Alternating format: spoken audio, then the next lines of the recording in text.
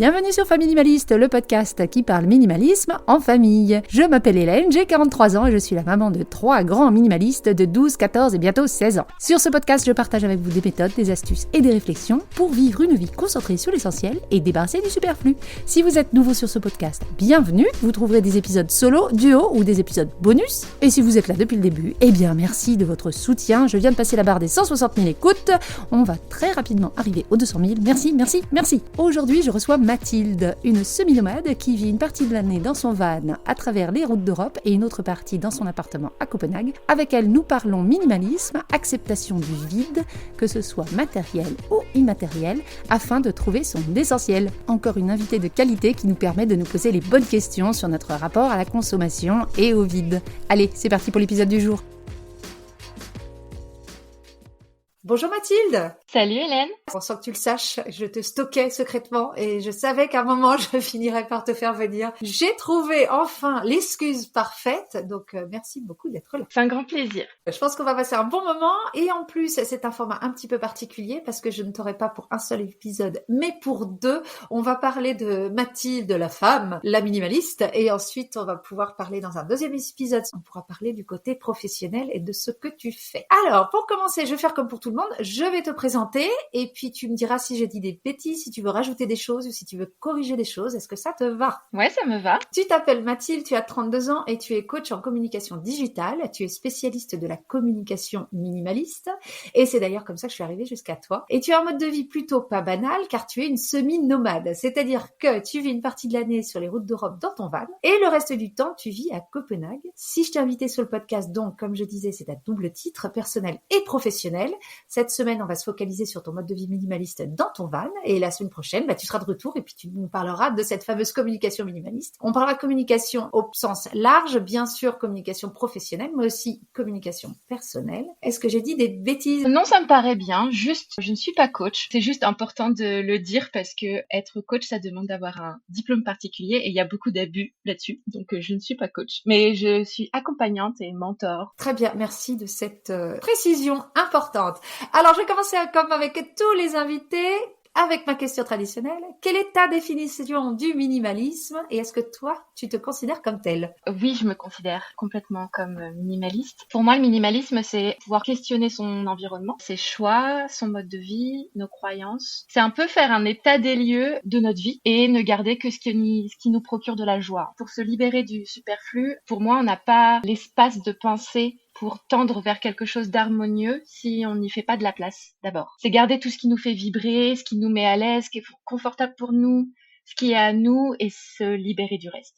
Alors, on va rentrer un petit peu dans le vif du sujet. Qui dit van dit espace restreint. Est-ce que tu peux nous expliquer comment ça c'est venu cette idée de vivre en van? À l'époque, en fait, j'habitais à Copenhague, au Danemark, dans un appartement, tout ce qui est plus classique. En plus, quand j'étais partie de France pour aller au Danemark, j'étais partie vraiment mais avec un gros camion de déménagement et toutes mes affaires. Donc vraiment pas minimaliste du tout. Et j'étais freelance à l'époque pour une agence de communication. Et je suis partie en road trip avec des amis au Portugal pour 1 mois. Et en fait, on vivait pendant ce mois dans un tout petit Volkswagen T4. C'était pas comme un van comme on voit aujourd'hui avec cuisine, etc. Il y avait vraiment pas de place. Donc j'étais partie avec déjà très peu. Et en plus de ça, j'avais une tendance d'être très anxieuse, de toujours planifier tous mes voyages, d'être du genre à acheter le guide du routard et vraiment de voir un petit peu dans les endroits, tous les endroits qu'il faut surtout pas louper, tous les bars où faut aller, les événements, etc. Et là, j'étais avec des amis qui étaient pas vraiment comme ça et qui étaient plutôt du style à voir ce qu'on fera sur le chemin. Et en fait, je me suis rendu compte de plusieurs choses pendant ce road trip. Déjà, je me suis rendu compte que d'avoir rien amené et d'avoir rien prévu, ça me donnait beaucoup de temps et d'espace et de connexion à moi. Et qu'en fait, je manquais de rien parce que tout ce dont j'avais besoin était déjà là, ou alors je pouvais le trouver quelque part. Et je me suis rendu compte d'une deuxième chose, c'est que mon appartement à Copenhague était une grosse contrainte au final, parce que j'avais de plus en plus besoin de voir ma famille en France, mes amis en France aussi, de découvrir d'autres choses, et tout ce qu'il faut faire pour pouvoir voyager, donc mettre mon appartement à Airbnb, trouver quelqu'un pour garder mon chat, tout ce qu'il y a à faire pour pouvoir partir et revenir m'encombrait énormément, me stressait beaucoup. Et je me suis dit déjà, ça serait tellement plus simple en fait si j'étais mobile et que j'avais un peu ma maison sur le dos tout le temps. Autre chose qui me pesait beaucoup quand je voyageais, c'est d'avoir des dates. J'ai enlevé les dates pour pouvoir retrouver plus de possibilités. C'est-à-dire que si j'ai envie, si je reste chez ma grand-mère par exemple pendant 15 jours et qu'au final, je sais pas, j'ai envie de rester 3 semaines à un mois, bah je peux. J'ai pas le côté, bah non, je dois reprendre l'appartement, il y a les Airbnb qui s'en vont, j'ai mon billet d'avion, etc. Et donc, je voulais retrouver plus d'espace et de liberté par rapport à ça. C'était pas le voyage, c'était la mobilité, la flexibilité, toi, en fait. Mon but premier n'était pas forcément le voyage parce que le voyage était déjà là dans ma vie, mais c'était de réduire toutes les contraintes et la pesanteur liée au voyage en y apportant plus de flexibilité et pouvoir vraiment suivre mes goûts, les opportunités, mon besoin. T'as décidé que d'avoir un appartement, d'avoir quelque chose, un pied-à-terre, du fixe, ça t'apportait plus de contraintes que ça t'apportait de stabilité, on va dire. Comment tu as fait concrètement? Comment tu as choisi ce qui allait venir avec toi et ce qui n'allait pas venir avec toi? Ça s'est pas vraiment passé comme ça. J'ai déménagé du Danemark à la France. Donc j'ai déjà tout ramené toutes mes affaires chez mes parents. Et ensuite, dès que je suis arrivée chez mes parents, j'ai fait le tri. Et ensuite, j'avais comme plan de faire un petit peu comme toutes les personnes qui partent en van expliquent sur YouTube, c'est-à-dire construire le camion avant de partir. Mais j'ai acheté le camion début 2020 et après, il y a eu le Covid et le premier confinement qui nous est tombé dessus. Et je me suis retrouvée du coup coincée en appartement, à pas pouvoir construire le camion. Et au bout de ces quelques mois de confinement, j'ai vraiment eu besoin de partir. Et donc je suis partie avec le camion vide. J'avais qu'un matelas à l'arrière, ma petite valise avec mes vêtements, des choses de camping basiques, petit réchaud et petite dinette, ma petite douche solaire, mon chat et c'est tout. Et je suis partie comme ça en me disant bah tant pis, ça y est, c'est ma vie, c'est comme ça, j'habite là-dedans et je vais le construire sur la route. Donc je suis tellement partie de rien et après j'ai construit les choses sur la route que j'ai rempli mon camion plutôt que vider mon appartement. Je dis ici, pour moi, le minimalisme, c'est connaître son essentiel et se débarrasser du superflu. Toi, t'es parti de rien, en gros, et t'as dû trouver ton essentiel. Il n'y a pas eu le côté d'enlever le superflu. Exactement. Pourquoi t'as eu ce choix de prendre le temps? C'était par réseau budgétaire. T'avais pas les compétences, fallait les acquérir au fur et à mesure. C'était quoi derrière? Quand j'ai trouvé cet endroit, une personne qui m'a accueillie pour pouvoir commencer à construire mon camion, j'étais avec un ami. Il m'a aidé à faire l'isolation, les murs, le sol, les fenêtres, etc.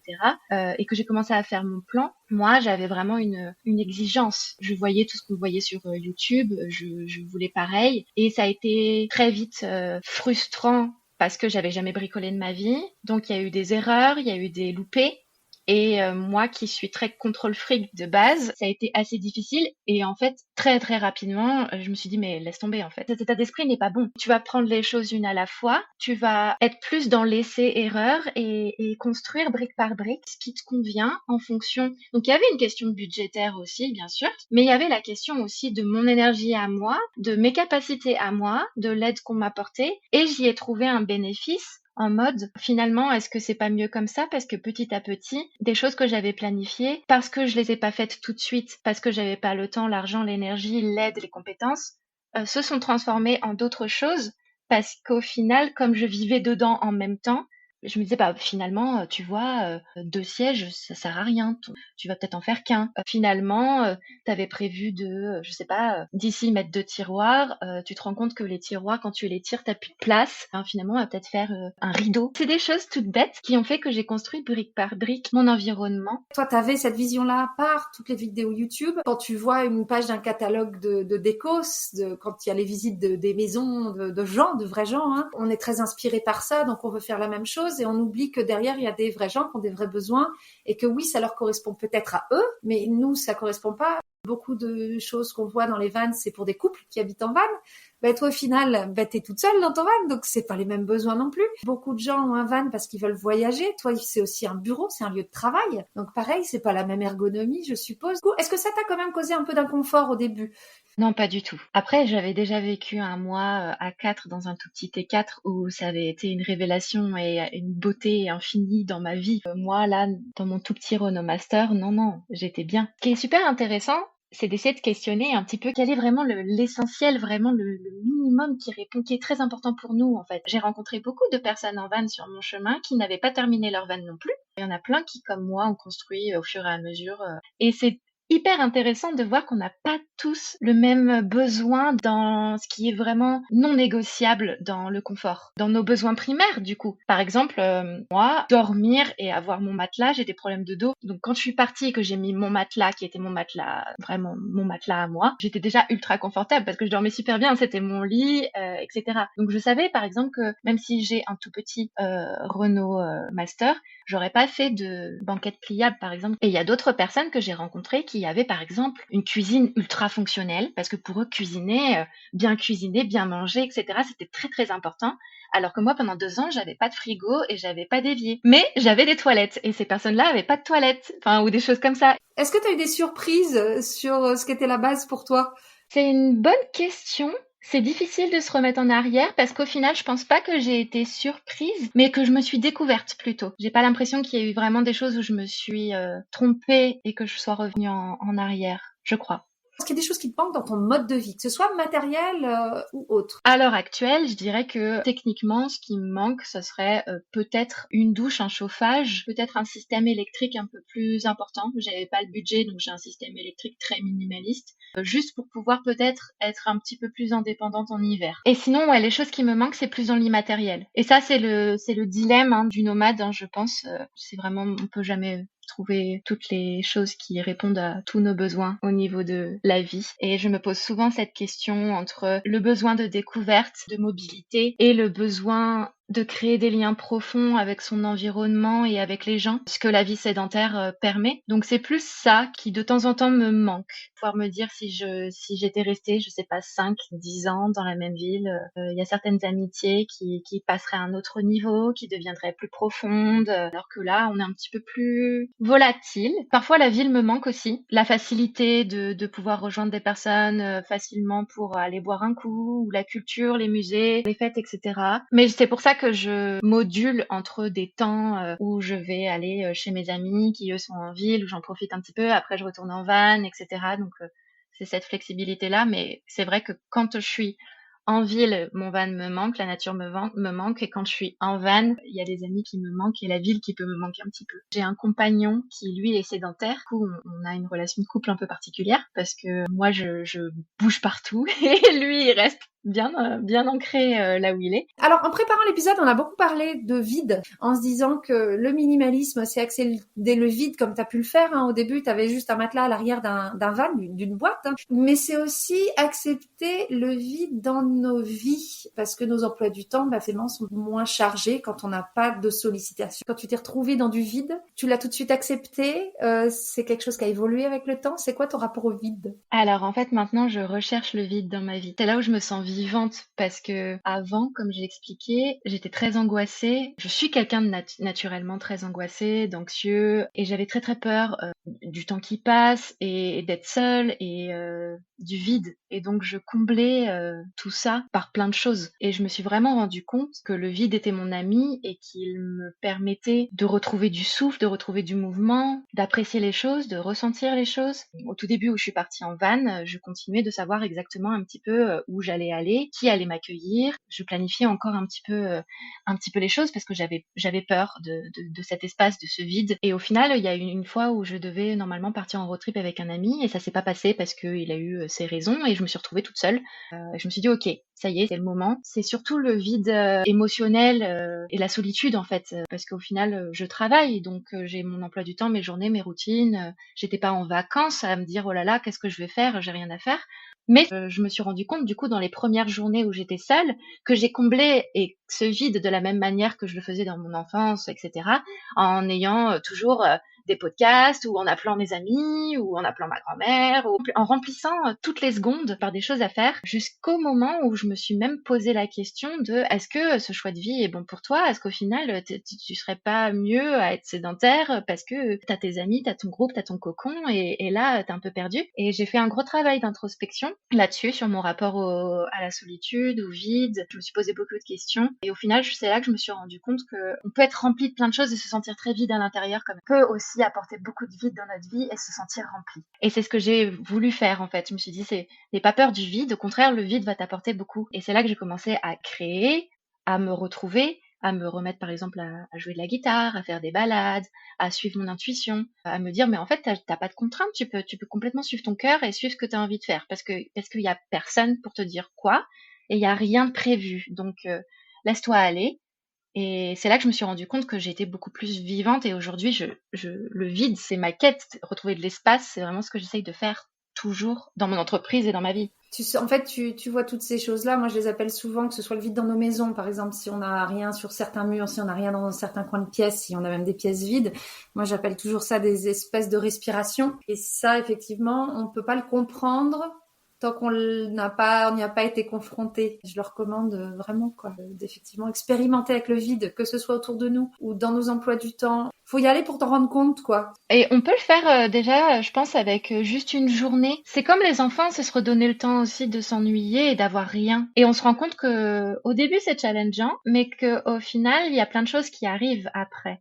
Et une fois qu'on a compris ça, on commence à être amusé par la découverte de ce qui va se passer. J'ai un exemple assez concret où justement quand j'ai commencé à challenger cette partie-là et que après avoir fait ce travail d'introspection où je me sentais vraiment pas bien et que je me suis dit ok, en fait on peut y trouver plein de choses, j'ai commencé vraiment à suivre mon intuition et ce que j'avais envie de faire. Et donc je me suis dit ok, en fait j'ai plus envie d'être ici, j'ai envie d'aller dans le sud du Portugal. Donc j'ai commencé à rouler. Voilà, c'était un week-end, je travaillais pas. Et arrivé vers le sud du Portugal, je savais pas où j'allais m'arrêter. Il y a quelqu'un qui faisait du stop. Je suis je le prends. On a discuté. J'ai pris son numéro parce que je lui ai dit si tu veux aller à un autre endroit, moi j'ai décidé d'avoir aucun plan. Donc peut-être que je pourrais t'aider. Et il m'a recontacté une semaine après pour me dire écoute, est-ce que tu as décidé de bouger? En fait, oui, j'avais envie d'aller à Lisbonne parce que j'avais un concert. Et en le prenant sur ma route, il me raconte ce que c'est le festival. Et au final, je me suis dit, je vais aller avec toi.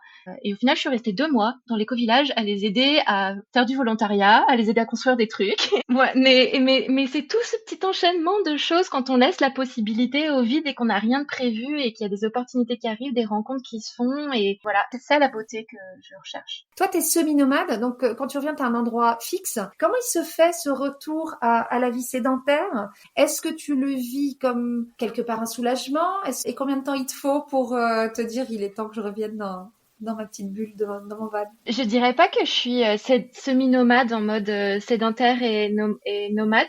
Je me considère plutôt comme une nomade escargot qui va vraiment pouvoir rester longtemps dans des endroits, que je reste longtemps dans l'appartement de ma grand-mère parce que je veux profiter d'elle, ou avec mon copain à Copenhague pour retrouver mes amis, ou dans une ferme parce que on s'est bien entendu avec la personne et qu'au final elle m'a demandé si je pouvais garder ses chèvres. Pour moi c'est un peu la même chose. Donc il n'y a pas de transition. À chaque fois c'est un point de départ et il n'y a pas de point d'arrivée. On se laisse aller. Ce qui est juste, j'essaye de faire attention à ce que, au bout d'un moment, on peut se laisser entraîner par le train-train de la ville. Surtout quand nos amis, ils sont pas entrepreneurs et qu'ils sont salariés et que du coup, il y a plus des horaires, c'est plus métro, boulot, dodo. Je peux me laisser vite embarquer par ce flot, des fois. Mais maintenant, je connais mes signaux et je sais que j'ai besoin de partir et que je vais repartir, faire un petit tour, me reposer en van, retrouver du vide. On arrive tranquillement là sur la toute fin de l'épisode. Quel conseil tu pourrais donner aux gens qui, eux aussi, ont envie de se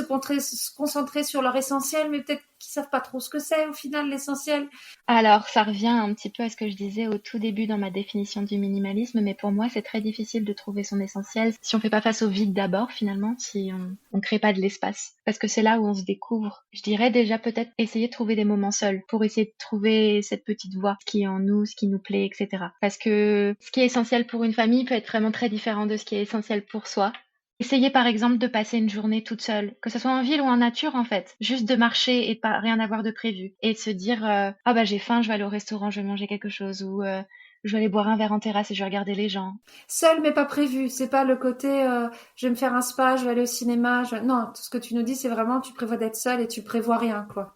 Tu prévois juste d'être seul. Oui, c'est se challenger pour voir ce qui vient. Ça peut être juste aussi rester seul chez soi et d'avoir vraiment comme tu disais tout à l'heure, rien à faire et de voir ce qui vient naturellement, ce qu'on a envie d'écrire, de dessiner, de faire de la musique ou de sortir, d'aller se balader. Je pense que c'est ça qui est le plus important. Bon, appel à tous les grands-parents qui nous écoutent, vous allez devoir garder des enfants dans pas longtemps. Est-ce qu'il y a des choses dont on n'aurait pas parlé et des messages que tu aimerais faire passer justement quand on parle de minimalisme, de mode de vie minimaliste? Oui, il y a quelque chose que j'ai découvert aussi par rapport au fait de réduire les choses, c'est que déjà on peut toujours s'en sortir. On n'a pas forcément besoin d'avoir tout au cas où, en fait. On peut toujours trouver une solution ou ne pas utiliser les choses parce que finalement on n'en a pas besoin. Aussi, le fait de ne pas avoir les choses apporte une certaine richesse parce que les autres peuvent nous aider. Et moi, j'ai trouvé une solidarité incroyable et une richesse incroyable en ça. J'ai retrouvé de l'entraide, de l'amour, de la connexion avec les gens sur mon chemin. Et j'ai trouvé des personnes qui m'ont prêté des outils, qui avaient des compétences, qui m'ont aidé, des personnes qui m'ont ouvert leur chez-soi sans attente de choses en retour. C'est vraiment quelque chose d'hyper riche. Par exemple, très concret, de devoir construire quelque chose sur le camion et il me faut vraiment un embout de tournevis que j'ai pas.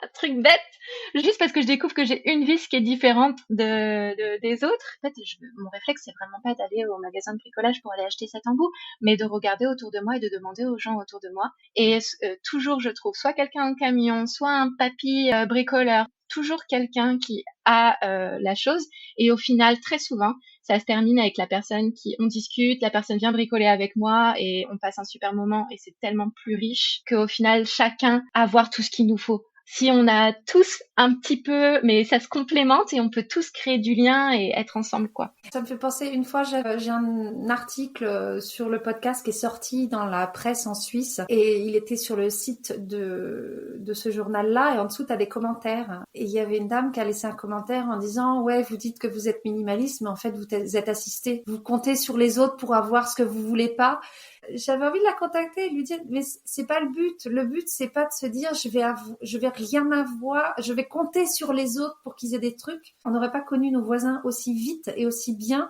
si on était arrivé avec un container de 40 pieds et on avait eu toutes les chaises qu'il fallait. Et puis quelque part on compte sur les autres et alors quoi. Moi je trouve ça pas mal aussi de se dire que on compte sur les autres, on n'est pas obligé toujours de se sentir hyper indépendant dans tout ce qu'on fait, dans tous les pans de notre vie, quoi. Pouvoir compter sur les autres, c'est pas mal dans l'idée, je trouve.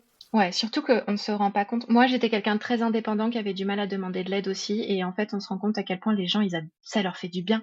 Moi, j'adore aussi quand on vient me demander quelque chose et que je donne un coup de main. Transition parfaite, c'est donc pour ça que tu as choisi le métier que tu as choisi, car tu as certaines compétences que d'autres gens n'ont pas. On va pouvoir en parler dans le prochain épisode. Merci beaucoup Mathilde de t'être ouverte et d'avoir parlé aussi bien de ton expérience de vie minimaliste et de nomade escargot. On se revoit la semaine prochaine, à très bientôt. À bientôt Hélène, merci beaucoup, c'était super intéressant.